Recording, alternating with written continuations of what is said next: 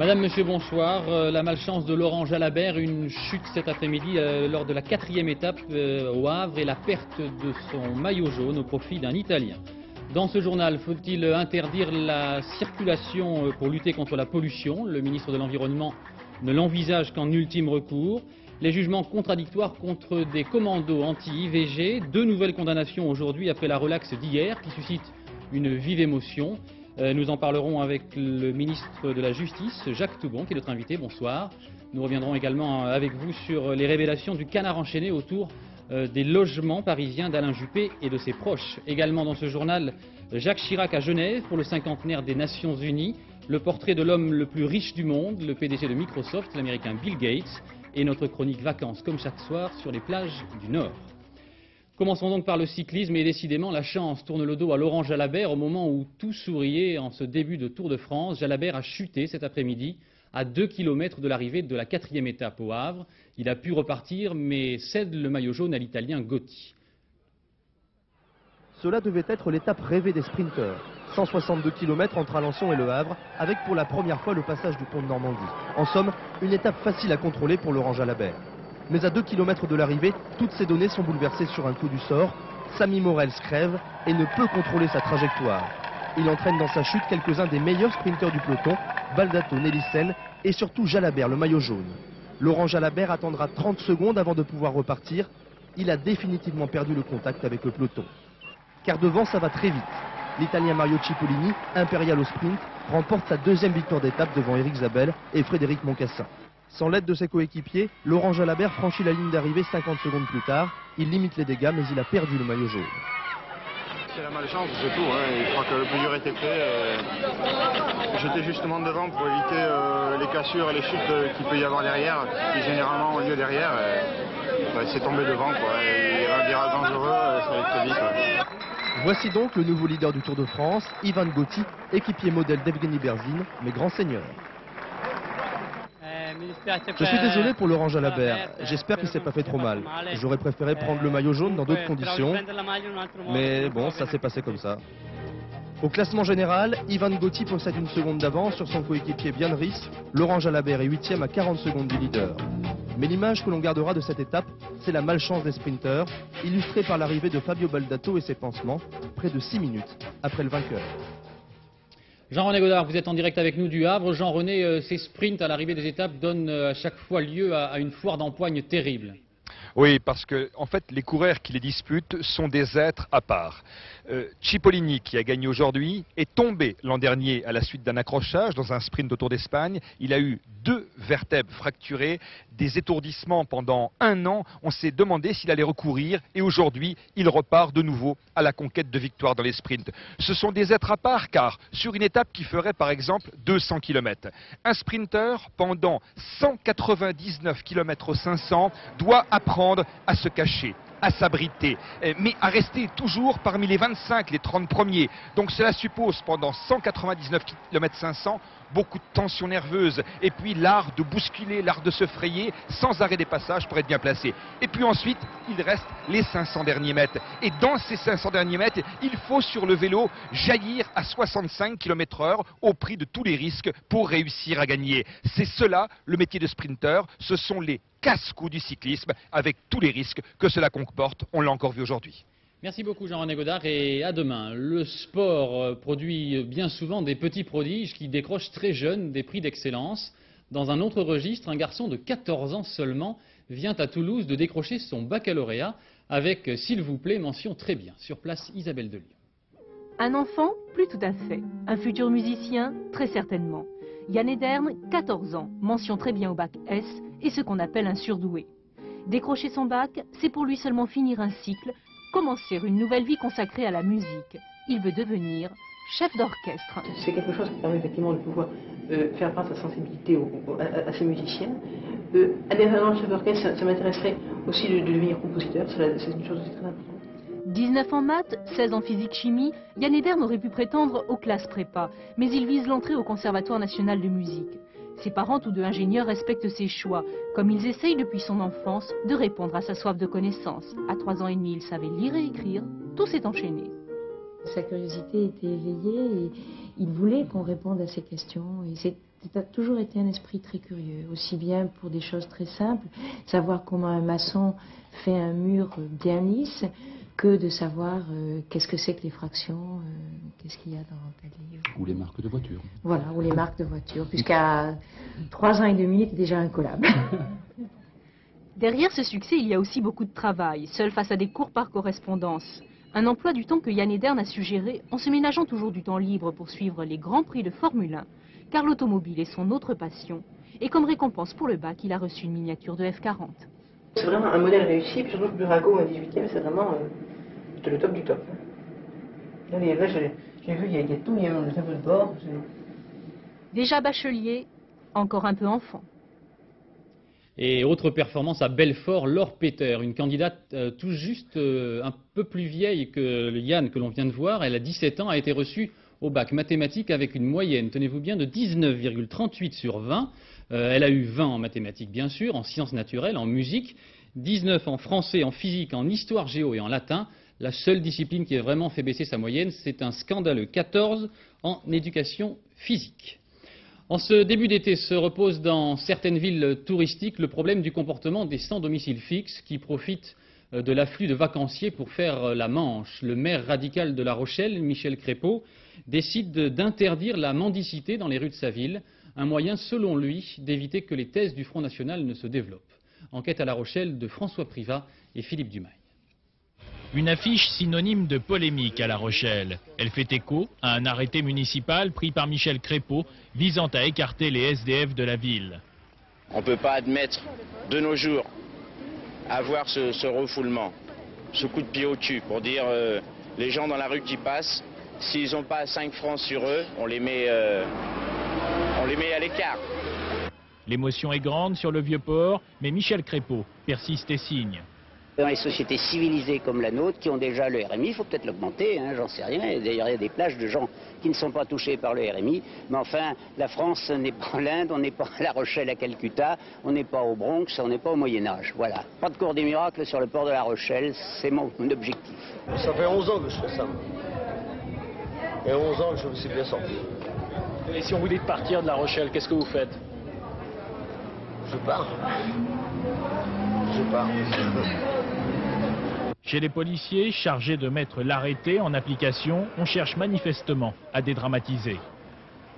On le mettra en application avec une fermeté douce. Si son comportement n'est pas illégal, eh bien il reste sur la voie publique. Hein. S'il ne commet aucun méfait, il a le droit de rester. Ici, vous n'avez pourtant pas de problème Front National? Non, parce que justement, je ne veux pas la voir. Et je crois que quand une personne âgée est attaquée par un type ivre qui lui dit « donne-moi du fric ou je te casse la figure », quand on sait que pour aller se saouler la gueule, ben, je dois défendre la personne âgée.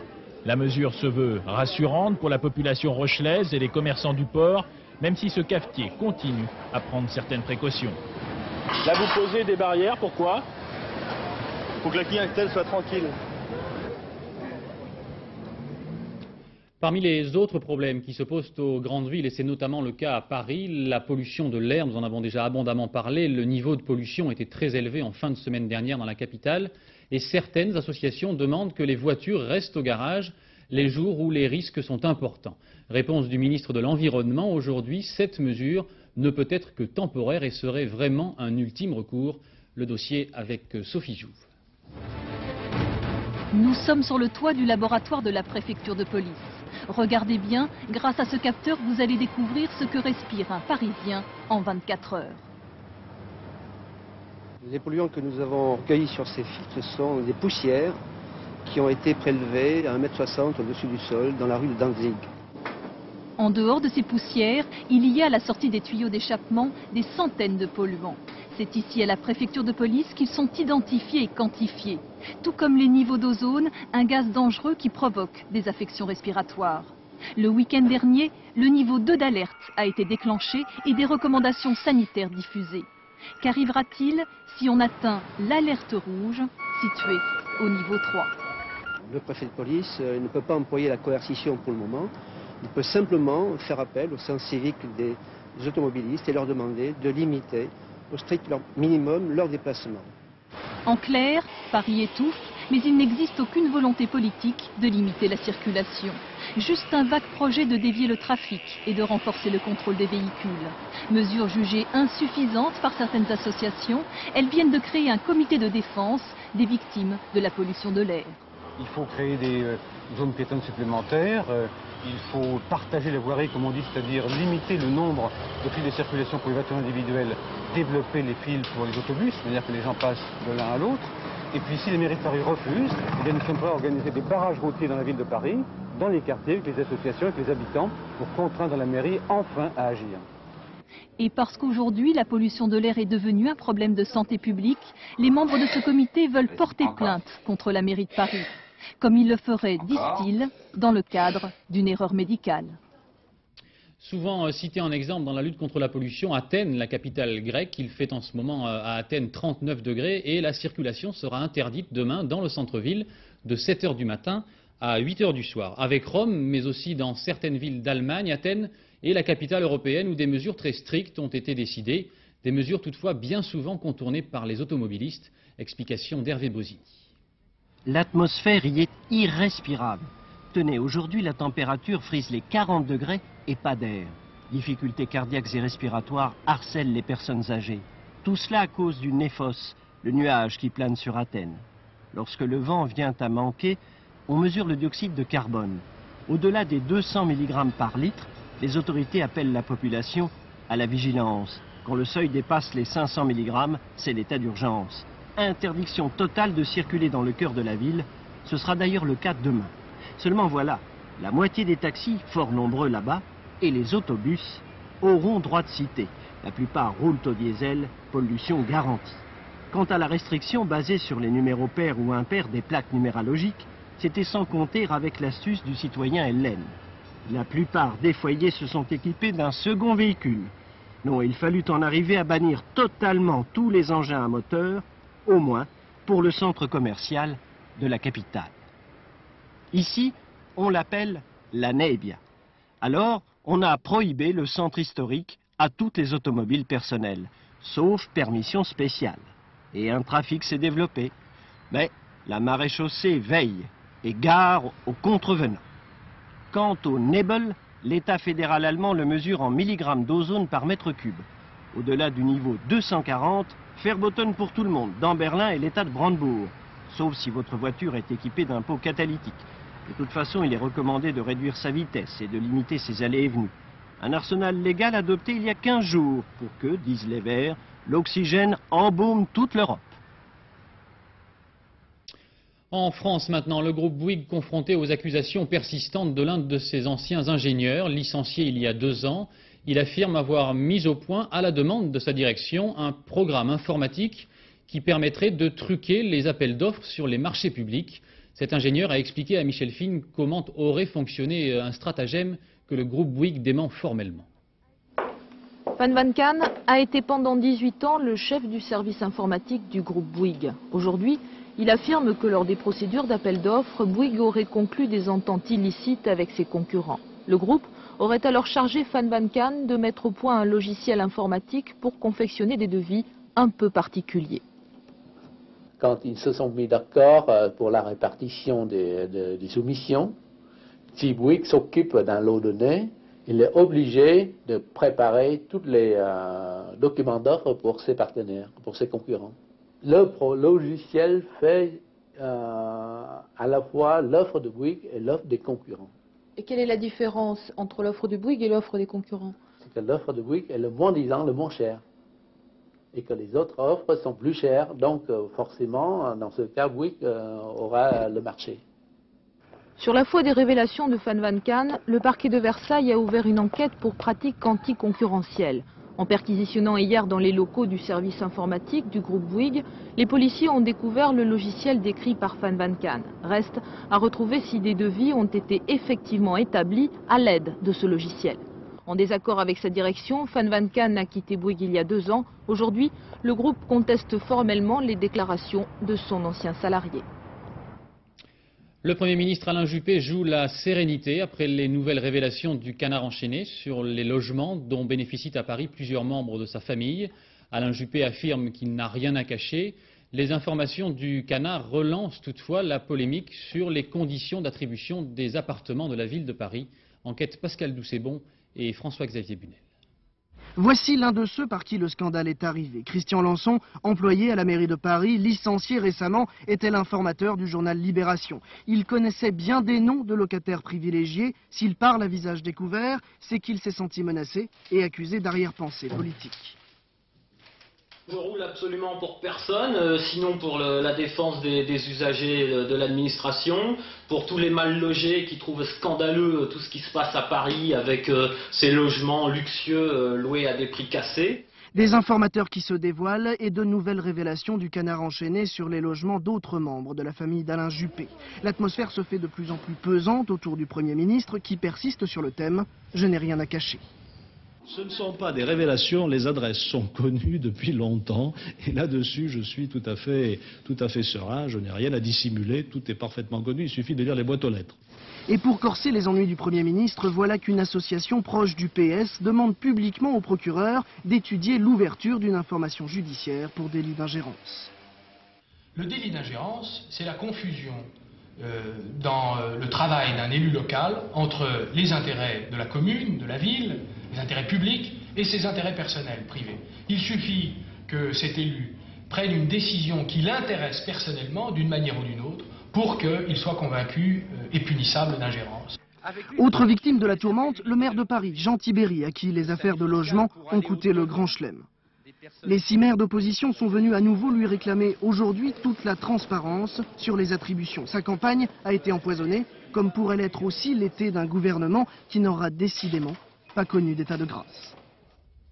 Monsieur le ministre, bonsoir. Bonsoir. Nous allons passer avec vous en revue tous les dossiers du moment. Ils sont nombreux ce soir.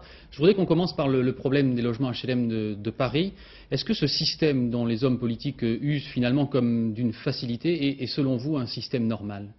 C'est un système qui est complètement régulier et la ville de Paris, comme d'autres villes d'ailleurs, dont on ne parle pas, il faudrait peut-être en parler, gère le domaine qui leur appartient comme si elles étaient des propriétaires privés. C'est pour ça qu'on appelle ça le domaine privé. Elles gèrent ce domaine comme elles l'entendent et en particulier elles le gèrent pour essayer d'avoir le meilleur rendement possible, de telle sorte que les loyers, en quelque sorte, représentent des recettes pour la ville et donc permettent de financer les dépenses de la ville. Donc il n'y a là rien qui soit, comme on le dit, des révélations. Et moi je voudrais vous dire que, alors que je suis dans tout ça parfaitement tranquille, je voudrais dire que ça me paraît pourtant très grave. Parce que, aujourd'hui, après l'élection du président de la République, qu'est-ce qu'on est en train d'essayer de faire? On est en train d'essayer de faire face aux difficultés du pays, et en particulier le Premier ministre. Mon Premier ministre, le gouvernement dont je fais partie. Et pendant ce temps-là, à partir de fausses révélations, de faits qui n'ont rien de répréhensible, on engage une sorte d'opération de déstabilisation. Qu'est-ce qu'on veut? On veut empêcher ce gouvernement de redresser les affaires de la France, on veut l'empêcher de lutter pour l'emploi, on veut l'empêcher de conduire en Bosnie une action pour essayer de relever l'honneur de l'armée française et d'aboutir à la paix. Non, Jean-Michel Carpentier, permettez-moi de vous dire... Non mais attendez, permettez-moi de vous dire que... Un amalgame, une généralisation. Est-ce que vous comprenez, par exemple, écoutez-moi, sans aller jusqu'en Bosnie, est-ce que vous comprenez que cette affaire d'HLM de la ville de Paris peut susciter de l'émoi chez les milliers de Parisiens qui ne trouvent pas de logement? Mais je le comprends si bien que je sors d'une campagne municipale dans laquelle je n'ai cessé, dans le 13e arrondissement, de m'expliquer là-dessus, d'expliquer, de dire aux électeurs comment les choses se passent pour les HLM, ceux qui ne sont pas les logements dont on parle, oui, pour les appartements du... Je veux dire par là, un exemple simplement. Je veux dire par là que ce qui me paraît pas aujourd'hui bon pour la France, pas pour le gouvernement, pour la France, c'est cette espèce d'acharnement, semaine après semaine. Et, je le dis très clairement, pour ma part, je pense que quand il y a quelque chose qui est répréhensible, il faut naturellement le poursuivre et le condamner. Mais lorsqu'il s'agit d'une campagne qui repose sur de fausses révélations, de faits qui sont évidents et qui ne représentent pas des infractions, je dis qu'à ce moment-là, il s'agit purement et simplement d'une déstabilisation politique. Et surtout dans un moment où le gouvernement a besoin de travailler et besoin d'être soutenu. À ce sujet, est-ce qu'il y a quand même constitution a priori, d'un délit d'ingérence, comme en parle cette association proche du PS d'ailleurs. C'est certainement pas aux gardes des Sceaux de se prononcer là-dessus. Oui. Et je ne dirai là-dessus, Jean-Michel Carpentier, rien de plus, parce que dans ma tâche, je m'efforce de faire en sorte que la justice puisse fonctionner correctement, c'est-à-dire librement. Donc le procureur de la République de Paris, M. Bruno Cotte, sera libre d'ouvrir une information judiciaire s'il le juge nécessaire. Attendez. Mais n'allez pas si vite, le procureur de la République, il a reçu une simple lettre, pour Ouais, l'instant, d'après ce que je lis dans les journaux. Donc, attendons. Et vous trouvez normal, malgré tout, que des hommes politiques usent de ces facilités de vie, c'est-à-dire, en fait, du domaine privé des HLM de la ville de Paris? Vous trouvez normal qu'ils le fassent? Par exemple, que le loyer de l'appartement de son fils devrait être de 6 000 francs plutôt que de 7 000 francs, d'après le Canard enchaîné. Est-ce que c'est normal? Alain Juppé, dans ses fonctions d'adjoint aux finances, puisque c'est de ça qu'il s'agit, aujourd'hui de Premier ministre, a très clairement dit qu'il considérait, et je le considère aussi, que tout ceci était parfaitement régulier. On peut accuser, lorsqu'il y a constitution véritablement d'une infraction, de quelque chose d'irrégulier, mais pourquoi est-ce qu'aujourd'hui, à partir d'éléments de la vie privée, on monte ce qui est pour moi simplement une opération politique? Je le demande, alors que, est-ce qu'aujourd'hui, on a véritablement besoin de mélanger tout ça, de faire des amalgames pour essayer, je dirais, de couper les jarrets du gouvernement dans l'action qu'il mène? Moi, j'en appelle très clairement aux Français. Est-ce que les choses importantes, ce sont la lutte pour l'emploi? Est-ce que les choses importantes, c'est ce qu'on est en train d'essayer de faire pour sortir d'une situation? En l'occurrence, il s'agit de logements de la ville de Paris. On ne peut pas mélanger. Par exemple, pour revenir sur cette question, est-ce que vous allez... Justement, Jean-Michel Carpentier, c'est ça qui est bien. C'est qu'en fait, qui correspond à ce que je viens de dire, c'est qu'en fait, on mélange. On ne juge pas Alain Juppé sur son plan sur l'emploi, ou on ne le juge pas sur l'action qui est menée à l'étranger. On ne le juge pas sur la lutte qu'il mène pour juguler les déficits publics. Non, on le livre au pilori. Eh bien, ça, pour ma part, je le réprouve. Et je ne le réprouve pas en tant que ministre, je le réprouve en tant que citoyen. Une précision, est-ce que vous allez publier... Monsieur Toubon, précisément, vous dites que ces affaires interviennent dans un climat difficile pour le gouvernement, avec un plan d'emploi qui n'est pas forcément très bien compris, y compris par la majorité, puisque les députés UDF ont à demi-mot critiqué cet après-midi le collectif budgétaire. Vous comprenez ces mouvements d'impatience également, y compris dans votre majorité? J'étais hier après-midi au groupe RPR, avec Alain Juppé d'ailleurs. Nous étions entendus, je présentais la révision constitutionnelle, il répondait à des questions. Je n'ai pas vu au groupe RPR ce que vous me dites. J'étais aujourd'hui avec le président du groupe UDF. Le président du groupe UDF et le groupe UDF émet naturellement des questions et des critiques qui sont tout à fait justifiées. C'est le rôle du Parlement. Nous voulons le revaloriser. C'est pas pour qu'il ferme sa bouche. Mais, cet après-midi, à la commission des lois, la révision constitutionnelle a été adoptée. Je veux dire par là simplement que donc le gouvernement gouverne, oui, ce sont le gouvernement gouverne. Est-ce que vous me permettez de revenir sur une toute petite précision? Jacques Toubon, le gouvernement a fait une première étape. Jacques Toubon, une toute petite précision sur cette histoire de... C'est la dernière sur ce voilà. dossier. Est-ce que c'est un peu beaucoup, je trouve, par rapport aux enjeux. Est-ce que vous allez publier la liste des bénéficiaires du domaine privé des HLM de la ville de Paris, où il y a, paraît-il, des gens politiques, des journalistes, des artistes? Vous voulez que je vous dise quelque chose? Je vous en prie. Je crains pour certains que oui. Voilà, vous restez avec nous, Monsieur le Ministre. Nous allons évoquer maintenant le dossier des jugements contre des commandos anti-IVG, des jugements contradictoires prononcés en moins de 24 heures à l'encontre de plusieurs commandos. Hier, 9 militants ont été relaxés par le tribunal de Paris. Aujourd'hui, à Bourg-en-Bresse, mais aussi à Lyon, les juges ont condamné plusieurs personnes à des peines de prison avec sursis. À Lyon, Didier Guyot. Sur les 33 membres du commando anti-IVG, seul Bernard Richard est venu se présenter devant le tribunal. Ses amis ont préféré pratiquer la politique de la chaise vide, car selon eux, la justice des hommes ne serait pas équitable. Et le président du tribunal n'a pas été tendre avec Bernard Richard et ses amis, parlant d'agissements intolérables, de violences morales et fustigeant ces actions commando minutieusement préparées. Tous ont été condamnés de 10 à 18 mois de prison avec sursis, un jugement sévère, mais qui ne change en rien l'attitude des prévenus.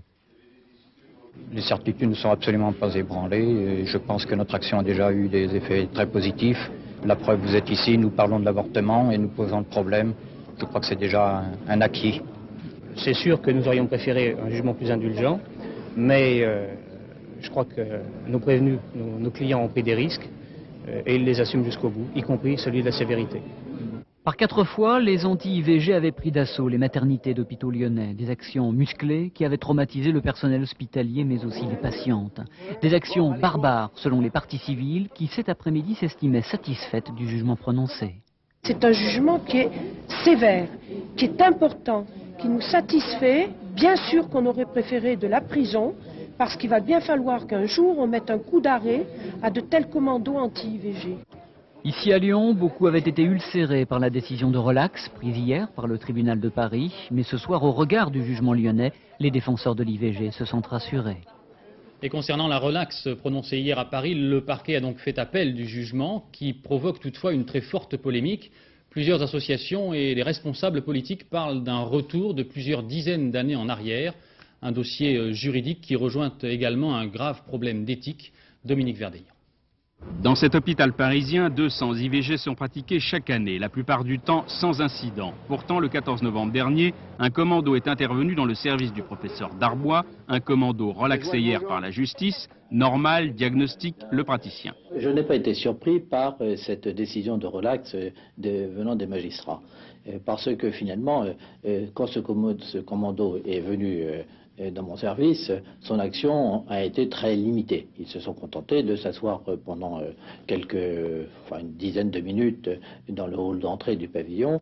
Une relaxe qui en revanche inquiète le personnel hospitalier qui craint que les juges aient ouvert une porte au commando. C'est difficile de les relaxer parce que ça permet, c'est la porte ouverte à tous les excès pour après. Ça leur donnera raison, ça peut leur donner raison de continuer. Mais la relaxe d'hier s'appuie d'abord sur les textes de loi, pas ceux de 75 ou de 93 relatifs à l'IVG, mais ceux du code pénal qui défend la notion de sauvegarde de l'individu. Le jugement montre qu'il y a une contradiction flagrante entre une disposition du code pénal qui légitime la sauvegarde d'une personne, et l'on peut considérer que le fœtus est une personne dès le premier moment, d'un côté, et puis la loi Veil et la loi Neyer, ce qui au contraire d'un côté autorise l'avortement et même punissent ceux qui veulent l'empêcher. Le fœtus est une personne, plaide la défense, faux, rétorque Véronique Neyerts, auteur de la loi de 93, qui réprimande l'entrave à l'IVG. Le député socialiste accuse les juges d'avoir pris une position politique. Pour des tas de raisons philosophiques, scientifiques, nous n'avons pas voulu, nous, en tant que législateurs, donner un statut de personne à l'embryon. C'est pourtant ce que le juge a invoqué comme raison de sa décision. C'est donc une décision contraire à la loi. Jacques Toubon a demandé au parquet de faire appel. L'affaire sera rejugée. Conséquence évidente, des juges ont réouvert un dossier que l'on croyait fermé.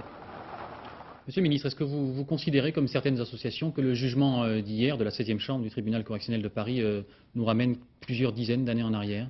Naturellement, je ne me prononcerai pas sur ce jugement. Je n'ai aucune opinion à émettre sur un jugement en tant que garde des Sceaux, encore moins que personne. Mais il faut que l'on puisse dire le droit, que la Cour d'appel puisse examiner ce jugement et qu'éventuellement un jour, si elle en est saisie, la Cour de cassation puisse effectivement dire quelle est l'interprétation de la loi. C'est pour ça que je vais demander au parquet qu'il soit fait appel. Et donc, on pourra dire le droit et on pourra en particulier, je le pense, régler toutes ces contradictions entre les positions des différents tribunaux et les positions contradictoires sur l'interprétation de la loi. Ce qui est vrai aujourd'hui, c'est que lorsque l'on réclame, ça c'est le problème de fond, un statut pour le fœtus humain, d'une part, cette question a déjà été réglée dans les lois sur la bioéthique, je le sais très bien. Apparemment, il y a ambiguïté. Pour avoir participé. Non, en réalité, les lois de 94 sont très claires. Elles n'ont pas prévu de statut pour l'embryon et le fœtus.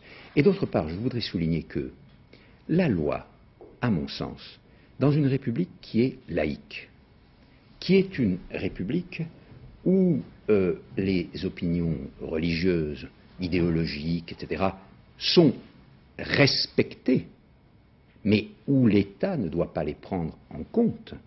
Je crois que dans une république qui est laïque comme la nôtre, la loi ne peut pas traduire l'opinion, les préceptes d'une seule religion ou d'une seule idéologie.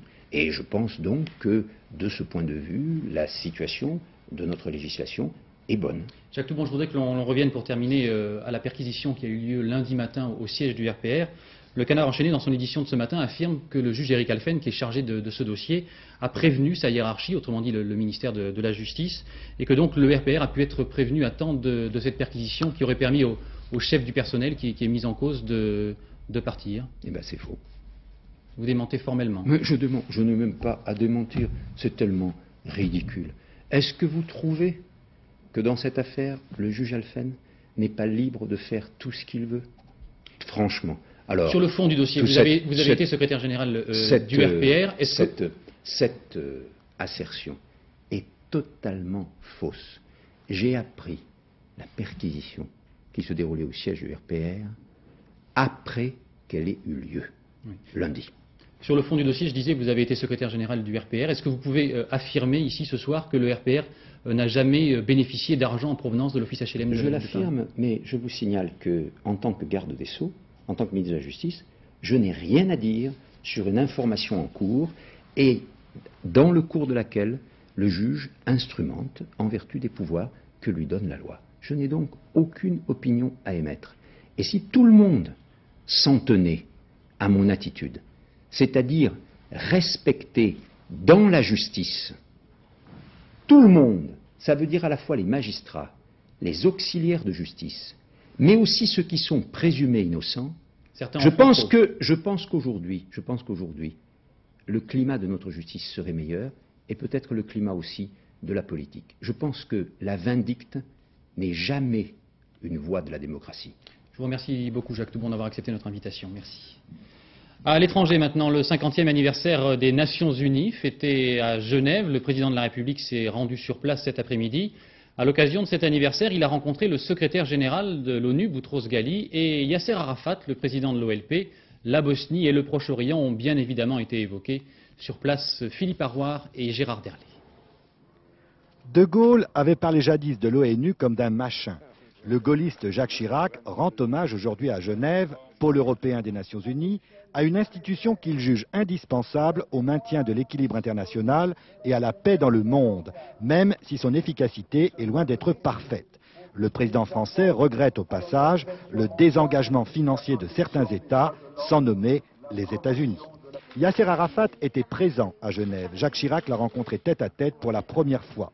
Mais c'est surtout la Bosnie qui a été au centre des entretiens avec Boutros Ghali, le secrétaire général, et avec Carl Bildt, le médiateur européen. La situation en Bosnie est très inquiétante. Pour Jacques Chirac, le temps joue contre la paix et il faut agir. Mais il n'est pas sûr que la négociation soit suffisante.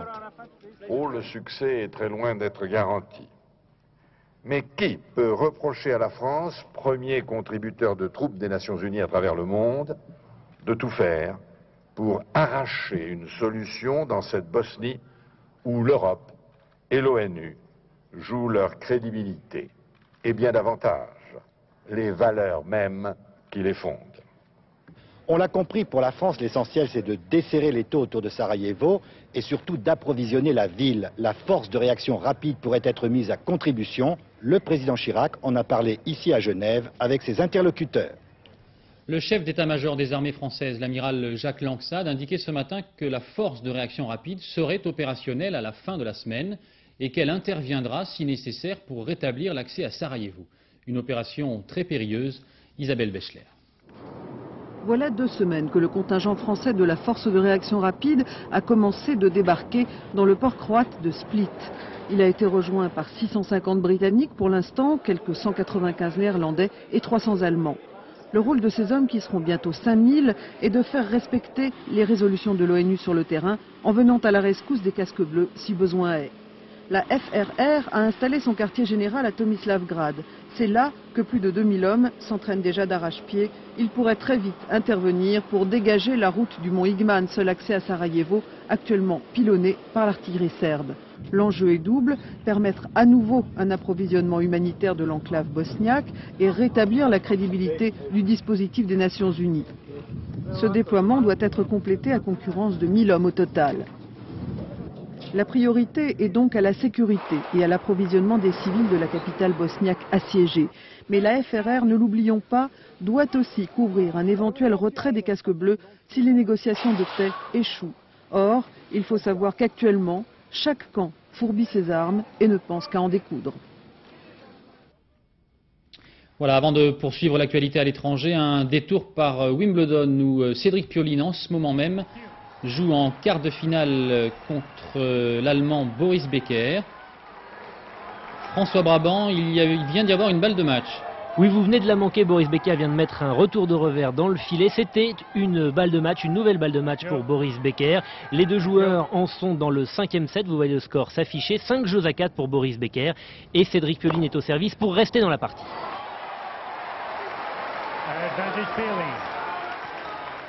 De ce journal, retour donc à l'actualité internationale avec un autre anniversaire, la 33e année d'indépendance de l'Algérie. Le président du pays a lancé à l'occasion un appel à la mobilisation dans la perspective de l'élection présidentielle. C'était aussi aujourd'hui la finale de la Coupe de football algérienne, un rendez-vous très attendu qui a pris une résonance particulière quelques jours après l'assassinat du plus célèbre supporter de tout le pays à Alger, Véronique Tavo.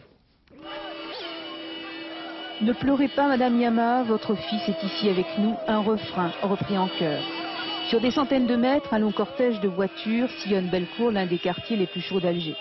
C'est aujourd'hui la finale de la Coupe d'Algérie. Bellecour, le club aux couleurs rouge et blanche, affronte Médéa, un autre fief islamiste.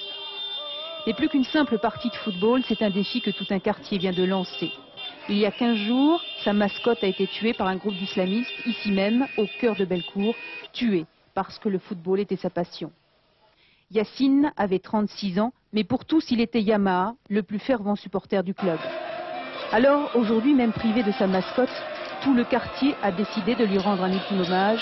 Cette finale lui a été dédiée. Aujourd'hui, c'est pour mon frère que l'équipe de Bellecour va jouer aujourd'hui. Tout le monde pense à lui, il nous manque beaucoup, et c'est très important qu'il y ait tout ce monde dans les tribunes. Oui, on a une grande pensée pour Yamaha parce que c'était le leader de nos supporters en particulier, et en général c'est le leader numéro 1 de l'équipe nationale algérienne. Un stade comble, la finale peut commencer. Mais c'est sous les sifflets que le président Lamine Zeroual va aller saluer les deux équipes. Quel que soit le résultat final, le fait d'avoir réussi à remplir ce stade du 5 juillet, c'est déjà une victoire. 75 000 personnes sont aussi venues ici clamer leur désir d'en finir avec 3 années de violence. Si l'on en croit le magazine américain Forbes, l'homme le plus riche du monde n'est plus japonais. Il vient d'être détrôné par le patron du géant de l'informatique américaine, Microsoft. Bill Gates a tout juste 40 ans. Son portrait avec Antoine Cormery. C'est l'histoire d'un homme qui doit tout à l'informatique, à moins que ce ne soit l'informatique qui ne lui doive tout. Voici William H. Gates, 3 initiales brodées sur sa chemise, mais le monde entier l'appelle Bill. Bill Gates, patron visionnaire de Microsoft, numéro 1 mondial du logiciel, aujourd'hui l'homme le plus riche de la planète, élevé au rang de prince de l'informatique. Il est même aux yeux de certains le nouveau maître de l'univers. Dans le domaine de la haute technologie, seules les entreprises qui innovent et travaillent dur auront une chance de survivre. Ça veut dire que nous n'obtiendrons pas de résultats si nous ne sommes pas capables d'offrir ce que veulent les consommateurs. Bill Gates n'a que 19 ans lorsque déjà, en avance sur tous les autres, il bidouille son premier programme informatique. Nous sommes en 1975. Il y a une vision absolument hallucinante de véracité. Moi, j'ai des interviews, même de 86, où il décrivait comment l'informatique serait maintenant avec ce qu'on voit apparaître, les CD-ROM, le multimédia. Et dès maintenant, il peut décrire comment va être le monde dans 10 ans. Il a une vision vraiment hallucinante. Son défaut, c'est qu'il veut toujours avoir raison, et je crois, malheureusement, il a souvent raison. Signe des temps, le richissime numéro 1 de l'informatique détrône un magnat de l'immobilier.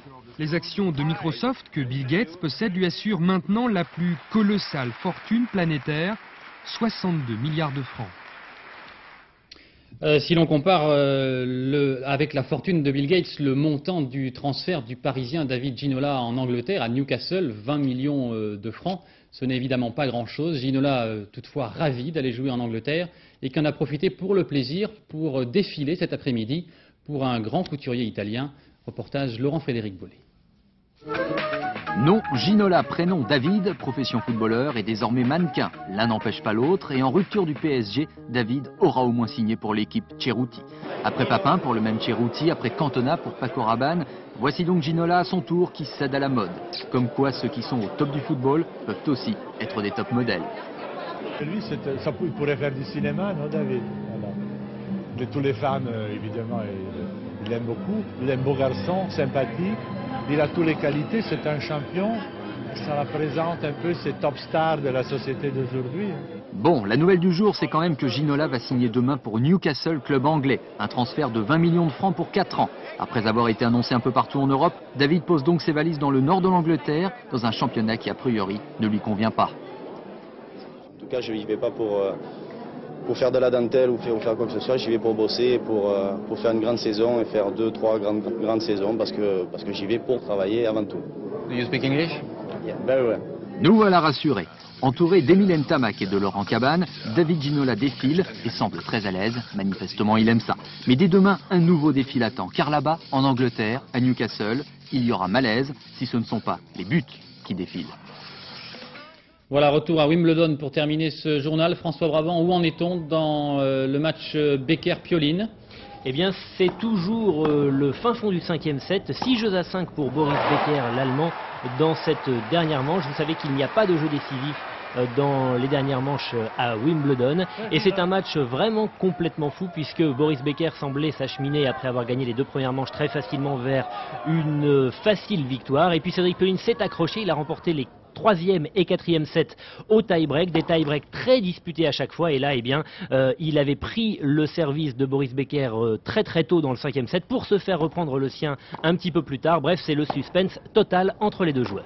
Et le vainqueur affrontera André Agassi, l'Américain. C'est ça. Merci beaucoup François Brabant. Le résultat de toute façon dans notre dernière édition en compagnie de Florence Daucher aux environs de minuit 10. Dans un instant, la météo d'Isabelle Martinet. Je vous souhaite une très bonne soirée sur notre chaîne. Nous nous retrouvons demain à 20 h. Bonsoir.